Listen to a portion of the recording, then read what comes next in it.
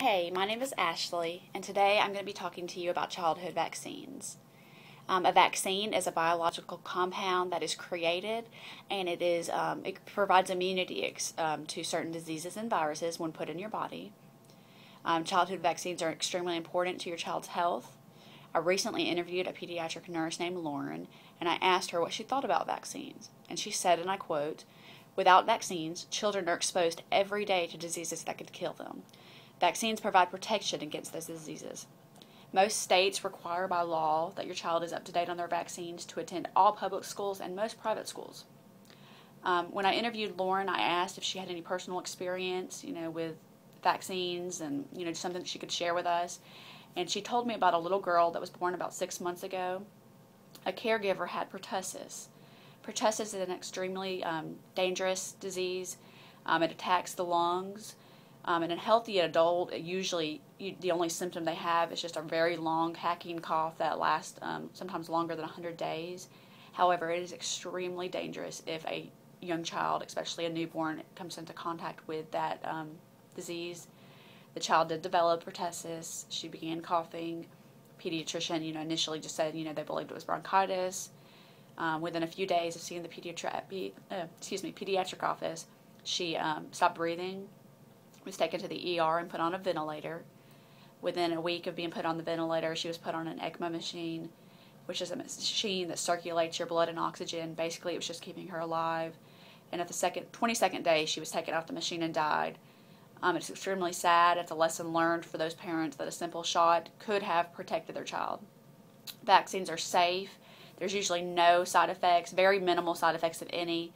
There is a myth that you can get autism from the MMR vaccine that came about in 1998, but it has been proven, the CDC has proven that there is no link between autism and the MMR vaccine. I asked Lauren, if she came into contact with that in the office, and she stated that she does. She does have patients come in that initially want to refuse the vaccines because they hear that they're not safe, or that you can get MMR from autism, you can get autism from in the MMR vaccine, and she does, try to explain the side effects, that there's very minimal what you can do to prevent the side effects, and she then does say that there has been proven to be no link between autism and MMR. Side effects from vaccines are very minimal, usually low-grade fever, irritability, maybe soreness where you got the shot, and it usually only lasts 24 to 48 hours. And if the parent gives over-the-counter Tylenol or Motrin, then usually you don't even see the side effects at all. Vaccines not only protect yourself, your children, but they protect people around you. Some children, such as cancer patients or children with autoimmune diseases, cannot receive live vaccines because they contain a very small amount of the actual disease. You cannot get the disease from that vaccine, but children with a decreased immune system, children that are on chemo, can't get that vaccine. It just makes them a little bit sicker than it would a healthy child. So if your child, does not get vaccinated against one of those diseases, comes in contact with that disease, not only, do they have to deal with the disease themselves, but they're putting other children at risk that can't get the vaccine at all. I'm going to turn now, and I'm going to show you a slideshow that discusses childhood vaccines.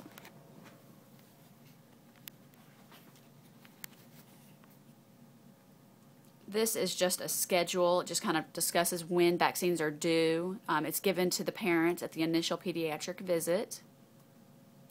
Hep B is routinely given to newborns at birth. It's given 2 more times after that, and the parents can refuse the vaccine if they want to initially there. Diphtheria, tetanus, and pertussis is usually given together. It's given a total of 5 times. It's given at 2, 4, and 6 months, again at 15 months, and in the 4th dose, 4 times, and it's given, the 4th dose has to be given after the 4th birthday. You can get the tetanus booster 10 years, every 10 years if you want it. Haemophilus influenza type B is also known as Hib. It prevents meningitis, pneumonia, and other type of diseases caused by that bacteria. It's recommended for all children under 5, and the first dose is usually at 2 months. Pneumococcal, also known as Prevnar 13, protects against 13 strains of the pneumococcal bacteria. Rotavirus protects against the rotavirus. It is a horrible virus that causes diarrhea, usually hospitalizes most infants if they get it because of dehydration.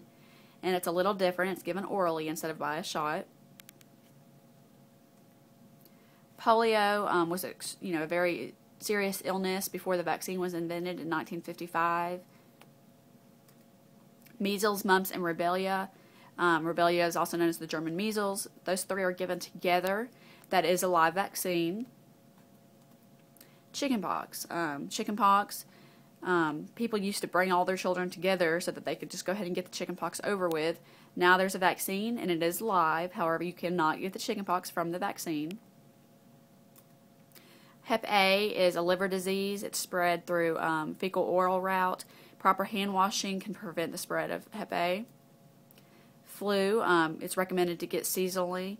You can get the injection or the mist, which they have out now. It's like a nose spray, and it is live. You cannot get the flu from the live vaccine. You can, maybe cough, cold, congestion, fever for a few days. However, it is not as bad as the actual flu. Meningococcal is not required at this time. It protects against certain types of meningitis. It is highly recommended, however, for school-age children.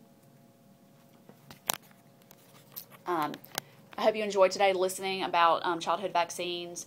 I hope, anyone that was questioning whether or not, they're important or safe now feels very informed about the vaccines. Vaccines save lives, and I hope you enjoyed my show. Thank you.